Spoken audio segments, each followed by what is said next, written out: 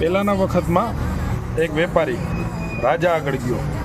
વેપારીએ રાજાને કીધું કે હું અત્યારે અનાજ 5 રૂપિયાનું વેચું છું, એ હવે તમે અનુમતિ આપો તો હું 10 રૂપિયાનું વેચવા માંડું અનાજ, બરાબર? તો રાજાએ વિચારીને એમ કીધું કે 10 રૂપિયા નહીં, તમે અનાજના 20 રૂપિયા કરી દો, પાછળથી હું બધું જોઈ લઈશ. એટલે વેપારીએ બીજા દિવસથી અનાજનો ભાવ 20 રૂપિયા કરી દીધો. એટલે ત્યારે જે ગ્રામજનો હતા એ બધાને બહુ વાંધો પડી ગયો. બધા લોકો મુદ્દો લઈ અને રાજા આગળ ગયા કે વેપારીએ 20 રૂપિયા અનાજનો ભાવ કરી નાખેલો છે. એટલે રાજાએ પછી વેપારીને બોલાવ્યો. વેપારી દરબારમાં આવ્યો અને વેપારીને ખખડાયો અને ઘણું કીધું ને બોલ્યા અને એમ કીધું કે આટલો બધો ભાવ તારાથી કેમ વધારે મારા દરબારમાં? એટલે ભાવ તું 20 રૂપિયા નહીં 10 રૂપિયા કરી નાખ્યો. તો 10 રૂપિયા ભાવ કરવાનું રાજાએ કીધું.